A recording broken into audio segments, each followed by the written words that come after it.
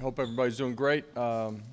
Again, excited about the way our kids competed this Saturday, and proud of our ability to find a way to win a game that was against a good opponent, and obviously we didn't play our best in some areas, but found a way to come out on the right side of it. So extremely excited about that. Moving on, kids were in the building this morning and had a good morning with them. Excited about getting back in our home stadium, celebrating, I guess, maybe the 50th anniversary of the first night game at Neyland this week too. So excited and looking forward to the week. I'll open it up.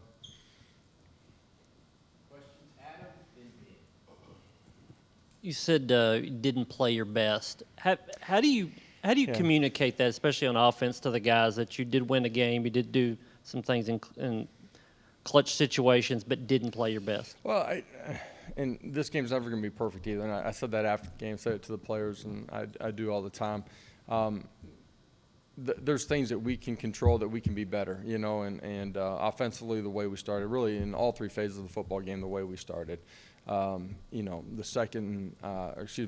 third quarter, just offensively and special teams, being more dialed in, and that's coaches and players together. And I am proud of the way that we finished and competed. The second quarter, has been something that we've placed an emphasis on just in our offseason and training camp. It was good to see us, respond and play the second quarter the way that we're capable of and come out on the right side of the scoreboard during that quarter. So there's a lot of positives, but there's things, and it's always going to be true throughout the course of the season, that, man, we got to continue to find a way to get better. And the simple things that we control in all three phases of the game, how do we continue to get better to control those in a better way? You said that you felt good after the opener, despite not having a sack on the stat sheet. But then this past weekend, the numbers speak for themselves. Were they doing the same things and just having more results, or was there something that you saw in terms of a difference in them? A lot of the same things that we didn't have the same type of results. I do think they impacted the game in week 1 too. But the havoc numbers from the defensive line and our pressures, from the second and third levels. Showed up. There's some things in coverage that we can tighten down and be better and more disciplined in that are going to force the quarterback to potentially hold on to the ball a little bit longer. In particular, in the first quarter, I thought that showed up. But the relentlessness, the energy, the strain from our defensive guys that were, applying pressure to the quarterback was really strong all 4 quarters. I think that trumped out and won late in the football game too. Was pleased with a lot of what we did up front. Josh, 2 things I'll ask him separate. First, going back and looking at the tape, what was your breakdown on that punt block? Is it the punt release? Was it a protection? What did you see there? Combination of coaches and players together being on the same page and being better in that situation. And then it looked like you had 3 guys really take a majority of the snaps and at wide receiver in the game. Was that something that it just played out that way, or did you plan it because maybe some other guys have some work to do there? No, just the way the game played out. Dan, and then we'll go to the back. Coach, after the game on Saturday, you said that you didn't think when you first got here the group would have been ready to win a game like Saturday's. What's been the biggest differences between then and now, and in your opinion, what have been the most important changes? We weren't ready. We weren't ready in the beginning of last year either. I thought we grew throughout the course of the season. We're different now than we were at the end of last year too. It's the accountability that we have inside of our program, doing the right things, and that's in every area of your life. It shows up in how you play. The mental toughness, physical toughness, and the ability to strain when things aren't going your way. Being relentless and playing together in all phases of the game. It's just the growth of individuals and the growth of our units together. All of that adds up to us having the ability to fight and win a game in overtime like we played. Coach, what has made Brew McCoy so effective so quickly? He cares. I think that's the number one thing. He's in the building from the moment that he stepped, here inside of Knoxville. He's been in our building. He's constantly working to get better and understanding, who he is a player, what we do offensively, how to play efficiently with our communication system, how to get lined up and attack defenses. All of that, I think, is a big part of it. And so the competitiveness, the competitive drive that he has is a big part of why he spends that extra time in here. And when you see him on the football field and the way that he competes, he's highly competitive, he's strong, and obviously you can see Hendon trusts him too, and we trust him as a staff. Coach, back here, the running backs haven't caught a lot of passes this year. Is that something that's by design? And if not, how do you get those guys involved in the passing game a little more? Yeah, you guys see us, who we are offensively. We have an identity, right? But then as we face different defenses and how we want to attack them, different players get involved in the pass game, and those guys do a good job in protection. They do a good job running the football. We got to be better in ball security. Those guys catching the football out of the backfield is something that they're capable of doing. And as we go out throughout the course of the season, you'll see that show up.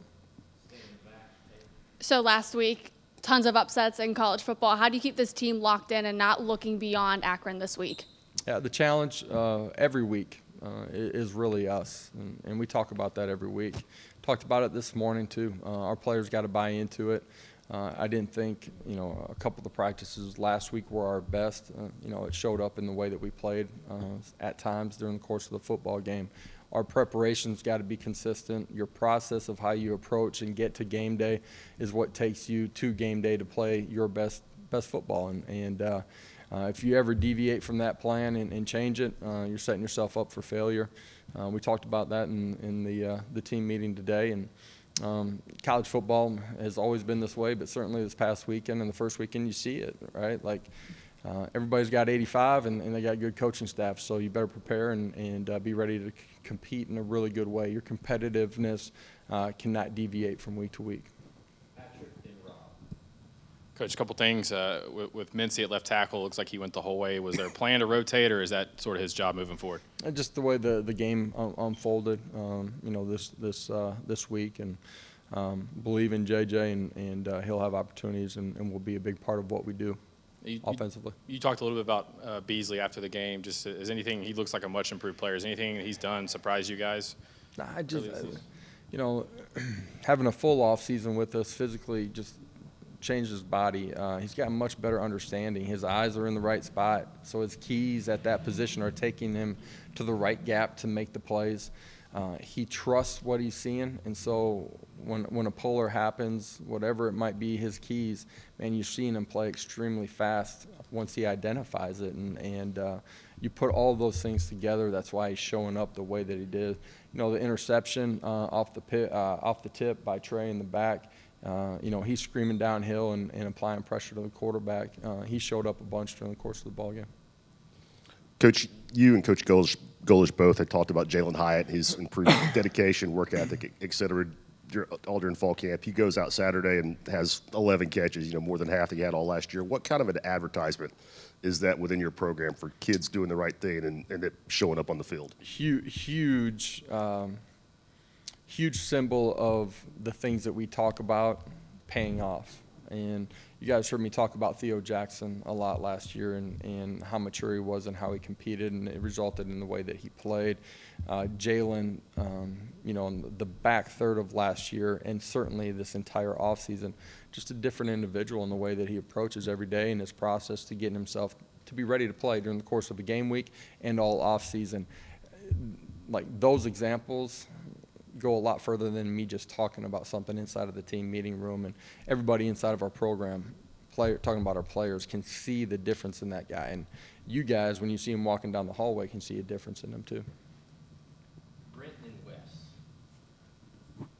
Coach, you talked last week going into the game about the need to stay on track in terms of not falling behind the sticks on third down. Yeah. When you watched the tape, what was happening on early downs to get you guys behind the sticks? Was it something they did, your execution? When you watched the tape, what did you see first and second half? Early in the football game was simple execution, a lot of that being pitch and catch.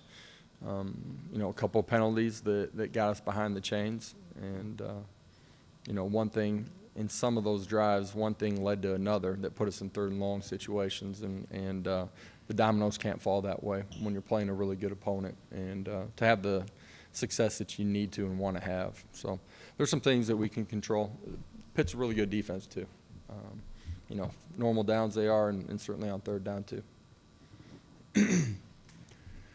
Josh, with as much experience as Hendon has, I guess, playing the game the past several years at the college level, when he has a start the way that he did in that Pitt game, maybe just a little bit off on some throws he normally makes, is there anything you have to really say to a guy like that, or do you just sort of trust him to get it corrected? No, Coach Halsey talked to him a little bit about his feet and his mechanics, just a little bit, really just his feet, getting himself in a better position rhythmically. I think it's great that we came out on top in this football game, and we experienced some of those things during the course of the game that can help us as we go through this season. That's individually for Hendon. It's for any of our wideouts. It's for us as an offensive unit, our entire football team. Continuing to compete and find a way to make a play at the end. And there were a bunch of plays that Hendon made once he got into a better rhythm, into the flow of the football game.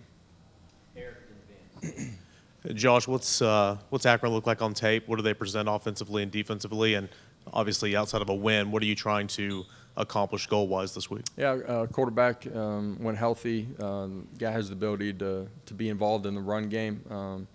Some of that's by design. Some of that's just on drop back, him scrambling. We got to do a good job of applying pressure, but containing him. We got to do a better job out on the outside, being more consistent and winning one-on-ones. And I'm talking about defensively.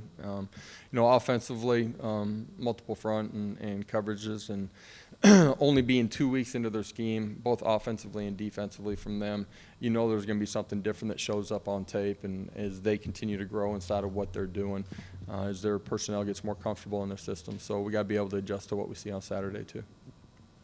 Josh, you guys were able to get a lot of pressure on the quarterback this past week, this past Saturday. How did that break down to your pleasing in terms of getting pressure from the front versus sending blitzes? Yeah, I thought with just our front four, there were times that we did a great job. Tyler Barron's strip sack at the end of the half. Obviously, Trey with pressure at the end of the football game. It was a combination of both of those things. And as the game went on, I thought the coverage on the back end forced them to hold it for another count. Early in the football game, we're a step short of being able to hit the quarterback. I thought the combination of what we were doing was really good. I thought Coach Banks and our defensive staff did a great job in game planning, in preparation, had our guys ready to go compete. Two more questions, Adam, then Al. Looked like they were taking away a lot of the run game. Hendon was throwing it a lot out of RPOs. How flexible do you need to be in play calling? Can you stick with the run too long, or what's your philosophy about if they want you to throw it, you just throw it? At the end of the day, we want to have balance in what we're doing, right? But also structurally, what they're doing, you got to put your kids in a position to be able to attack them and stay ahead of the chains. And so it's always going to be a combination of that balance that you're talking about. Coach, I got to get off the beaten path a little bit and go into transfers. I'm looking forward to this one, yeah. What do you see as the advantages and disadvantages of intra-conference transfers? I don't know that I see it a whole lot different than just regular transfers. One other negative of it is somebody leaving your program. They have, what you do structurally, that can go out the door with them and go to their new place. Other than that, I think, the transfer is it's a part of college football at this point, and everybody's operating within it. It's a portion of what we do to maintain what we need inside of our roster, and at the same time, it'll never be the only thing that we're using to build our roster. Thank you. Players, introduce yourself.